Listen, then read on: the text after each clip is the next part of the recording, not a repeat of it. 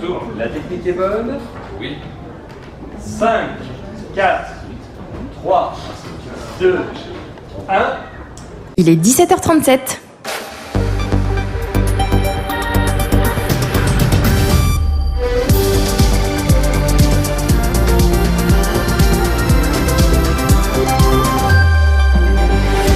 Bonjour et bienvenue à Saint-Malo, en direct de la 12e édition de la Route du Rhum, destination Guadeloupe. Nous sommes dans l'espace France Info Radio France, entre les bassins et les remparts de la cité corsaire. Au menu de ce journal, nous parlerons environnement avec Esteban, qui nous dira quelle action peut-on mener pour protéger la Manche et plus largement les océans. Catherine reviendra sur une femme, aujourd'hui députée européenne, mais aussi navigatrice, Catherine Chabot, qui appelle depuis des années à la protection des océans. L'invité de cette édition spéciale, Hervé, sera interviewé par Lionel. Un point météo pour terminer, avec Mamouni et Meriem. France Info. Esteban, cette année encore, les organisateurs du village de la Route du Rhum 2022, dans lequel nous nous trouvons, auront pour objectif de nous sensibiliser au développement durable et à la protection des océans. La planète est bleue. Il faut la préserver. Il faut donc éviter de jeter les déchets dans la mer. Avoir l'habitude de trier les déchets dans la poubelle. Il existe de nombreuses associations de défense de l'environnement. Il faut les soutenir. La protection des océans, la lutte contre la pollution plastique sont des combats de Catherine Chabot depuis bien des années, Catherine. Initiatrice de l'appel « Océan, bien commun de l'humanité », Catherine Chabot, députée européenne et navigatrice, a su mettre en avant des sujets graves comme la pollution des plastiques en mer ou comme lancer un appel lors de la 39e réunion annuelle de la Commission sur la conservation de la faune et de la flore marine de l'Antarctique. Le but, créer des aires marines protégées dans cette même région, c'était en octobre 2020. Comme il n'y a qu'une planète, il n'y a qu'un seul océan et autour duquel nous vivons tous et avec lequel nous vivons tous et qui est vraiment notre avenir.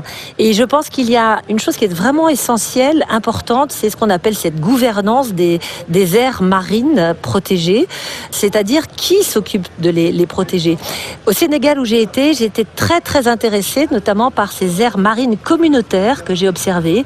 Ce sont les pêcheurs, ce sont ces femmes qui élèvent et qui cultivent des huîtres dans la mangrove, qui s'occupent aussi de la préservation. Et là-bas, on m'a dit, il faut aussi des zones de protection fortes. On découvre, à mesure qu'on connaît mieux la mer, on découvre qu'il y a des ressources génétiques absolument formidables. On fabrique déjà des médicaments grâce à des ressources génétiques marines. Je sais que, et le président l'a dit hier soir, il soutient cette initiative que j'ai lancée il y a 3 ans pour que l'océan soit reconnu comme un bien commun. C'est très étrange, car jamais je n'aurais imaginé avoir cette envie-là. Disons qu'il y a un cumul de raisons et une opportunité. J'ai décidé cela à l'été 2021.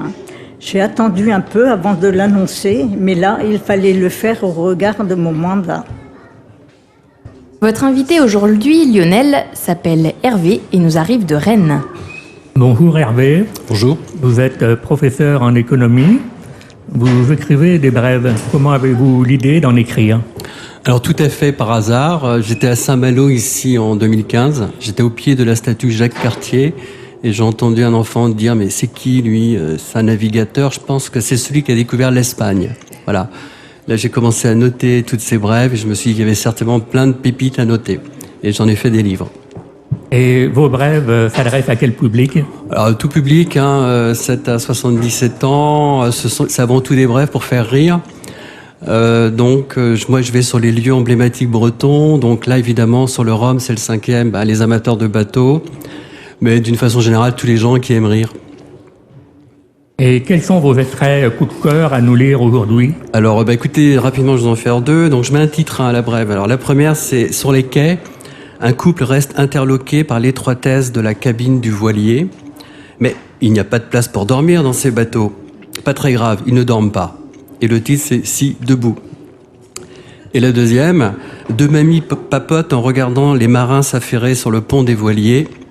Ils ont quand même des têtes à ne pas boire que de l'eau. Beaucoup de Bretons, faut dire. Et le titre, c'est Sacrée réputation. Et très joliment écrit. Où peut-on se procurer vos brèves? Alors, chez tous les libraires Malouin et Rennais. Merci beaucoup Hervé pour cette interview. Merci. Le point météo avec vous, Mamouni et Myriam.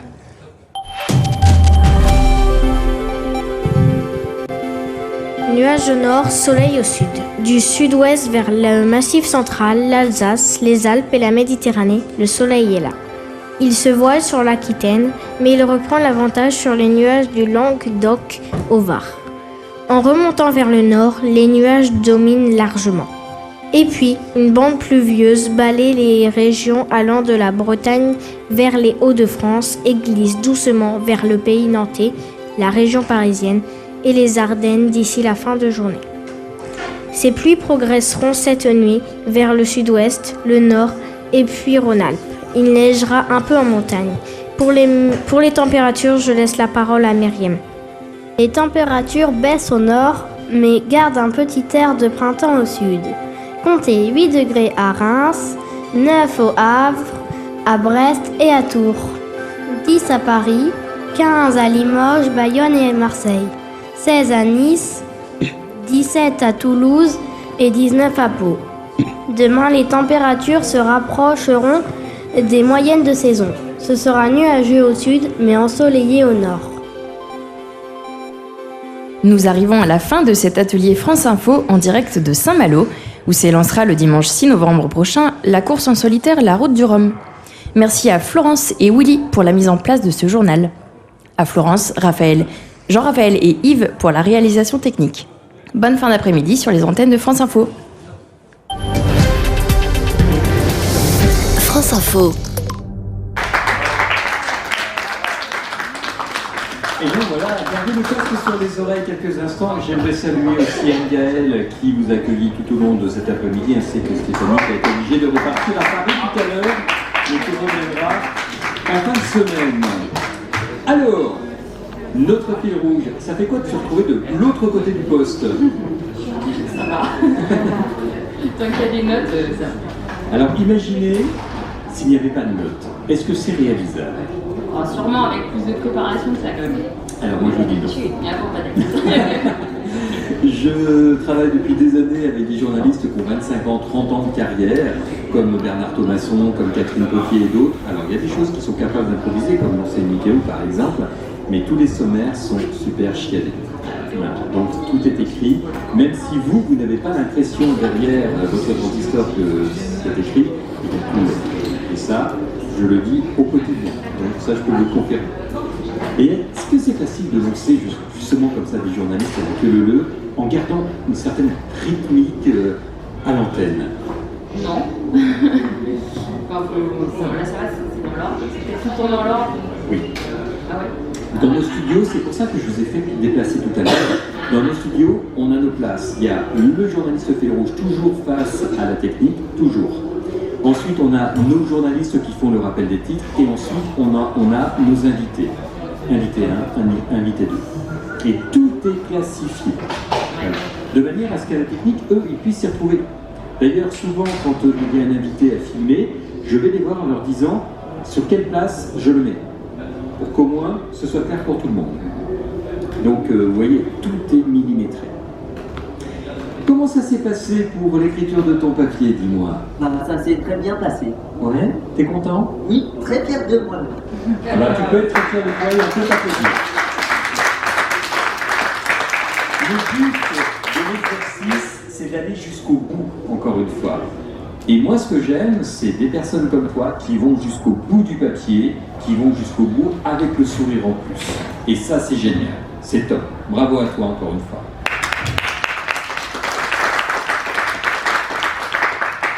On va passer à Mamie maintenant. Hein. Alors, si je peux me permettre, c'est vraiment amical. Comment ça s'est passé, dites-moi? Ça s'est passé, mais un peu fébrilement quand même. Oui, mais... Contente? Oui, contente de l'avoir fait. Et ben voilà. J'ai attendu 4 ans pour qu'elle vienne faire l'atelier. Je suis super content que vous soyez venus. Alors, ça fait quoi quand on prend le micro, quand on commence à donner ses premières phrases? Un nœud dans l'estomac. Attends, voyez. Jusqu'au dernier mot? Jusqu'à la fin. Jusqu'à la fin? Vous avez un petit peu soufflé pendant Voilà. le son et on repart. En tout cas, encore une fois, vous avez été jusqu'au bout et bravo encore à vous aussi. Merci. Vraiment. Parce qu'il faut aussi prendre le micro. Il faut oser prendre le micro. Alors, moi Lionel, je l'ai trouvé tranquille. Ça a été le cas? Pas du tout. Ah, il l'a bien caché, hein, Lionel. Dites-moi tout. Pas du tout, parce que je m'attendais à perdre mes moyens, voire à redoubler. Parce que bon, j'ai toujours été un peu timide, quoi. Peut-être un peu timide, mais je le suis quand même. Alors on va demander à Hervé, est-ce que vous avez senti de la timidité dans le propos de notre ami Lionel? Non, pas du tout. Ouais, Non, parce c'est que- vraiment exactement ce qu'on avait répété avant. D'ailleurs, la question que je me pose, est-ce que pour les invités, c'est répété comme ça? Non. Non, c'est là par contre. Alors, souvent, on me pose la question. Le fait d'avoir répété, enfin, moi personnellement, ça m'a aidé. Ouais. Dans ces cas-là, oui. Alors, comment ça se passe en théorie? En théorie, vous avez le chargé de programme, donc une personne comme moi, qui contacte l'invité pour l'antenne. C'est-à-dire que le journaliste n'a pas de contact avec l'invité. C'est simplement moi qui va prendre des notes en disant, voilà, on fait une sorte de pré-interview si vous voulez, et on donne les informations principales par rapport à l'axe de l'interview du journaliste. Ensuite, comment ça se passe? Deux possibilités. Soit il est par téléphone et à ce moment-là, je l'appelle et hop, on envoie à l'antenne. Donc ils ne se côtoient pas. Et quand ils arrivent en studio, parce qu'il y a souvent des invités en studio, à ce moment-là, c'est moi qui reçois l'invité. Je continue à développer avec lui s'il y a une actualité en plus. Je me souviens avec certains ministres, par exemple, au dernier moment, je me souviens d'une histoire avec M. Cazeneuve. Il arrive, il y a une actualité qui tombe. Et là, à ce moment-là, je lui demande s'il souhaite réagir ou pas. Comme c'était frais, à ce moment-là, on ne peut pas le mettre en porte-à-faux. C'était une actualité qui était très précise. Et il m'a dit, oui, j'ai des informations, je peux vous les communiquer. Voilà comment ça s'est passé. Homme très gentil d'ailleurs. Donc, vous voyez, je le mets en studio, il y a peu de relations parce que eux, ils sont à l'antenne. Et là, il y a 7 minutes entre l'instant où débute l'interview et l'instant où se termine l'interview. Et je le retire du studio.